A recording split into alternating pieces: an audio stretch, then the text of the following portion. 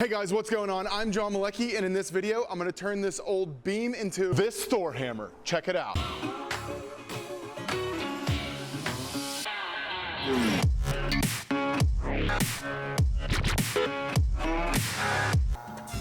So I had some old chunks of barnwood beam mantle laying around and I wanted to use them up. So I milled one down to square using my joiner and my resaw blade on the bandsaw.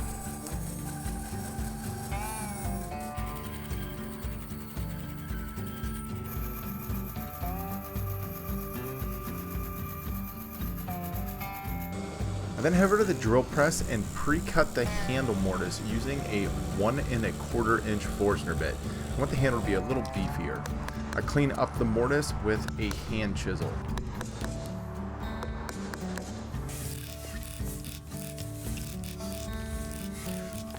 The reason I'm doing it this way is I want this thing to be mega strong so I can actually destroy stuff with it. And if you want to see me destroy some stuff, make sure you're sticking around to the end of the video. Here I am cutting the tenons on the bandsaw and I'm cleaning those up with a chisel and a block plane.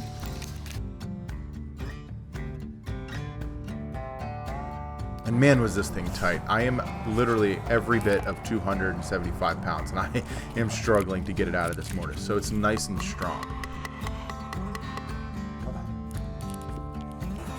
Once I have the tenon and mortise nice and tight, I go on to shaping the handle. For this I use a combination of a draw knife, as you can see here, and then I'll pull out the flap disc on my hand grinder, my cordless grinder. And that just makes for a little bit quicker work. Just do be cognizant it makes a ton of dust and it gets all over the place.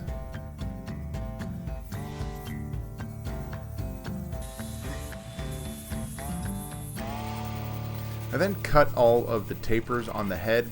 I use a combination of the bandsaw with the table tilted here for the ends, and then I'll go over to the table saw to finish off each profile on the sides.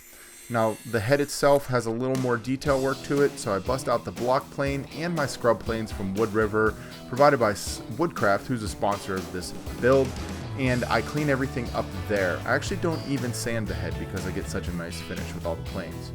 I then grab my wood burning pen and I add a little bit of detail to each face of the hammer, and this just is something that I thought was a cool little addition and made it look a little bit more authentic. For finish I'm using Rubio Monocoat, and this is their fume product which grays wood with a lot of tannins in it, like this white oak. I then put a coat of finish on top of the handle, and that is just something that's nice and dark because it will be getting wrapped with leather here in a second.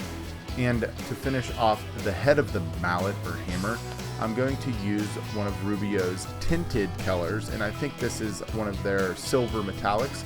It's a really cool look. It looks like wood still and not like paint, which would be, the other option here to get the coloring that I wanted. I clean out all of the burned grooves with an ice pick, and I then add the tenon and mortise for the handle. I'm using Type On Quick and Thick, and I just hammer it in there, and it has worked fantastic.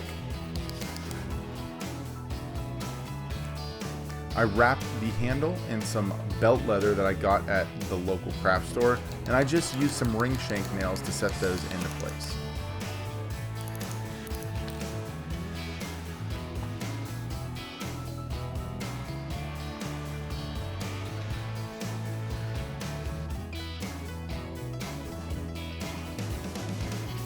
To add a little bit more detail, I wanted to add some metal banding because the actual Thor hammer does have some metal on it.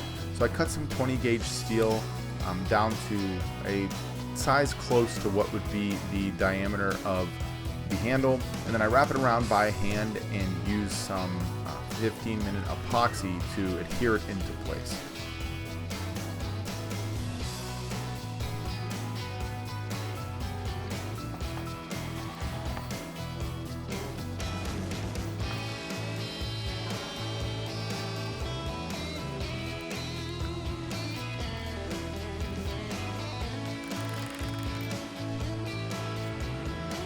For the bottom I wanted to do the same thing, but I did add a taper to the handle to make it more like an axe handle compared to just a straight hammer handle, and I actually have to weld this into place because of that.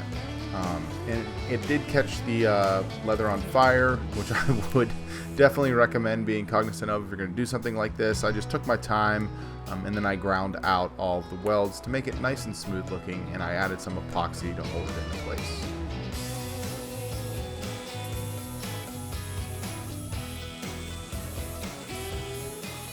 So I just got this thing wrapped up. I added a few little details with the leather handle and some metal work and a braided cord here. Now let's go smash some stuff. Cue the montage.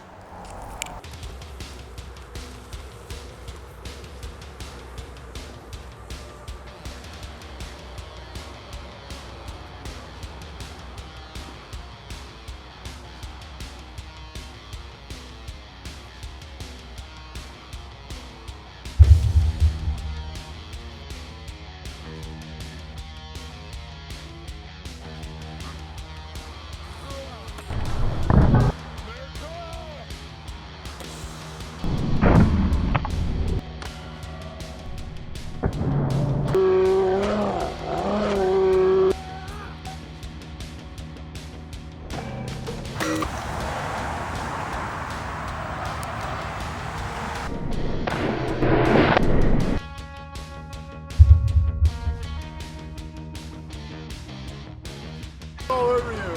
It's too good. It's too good. Big Daddy!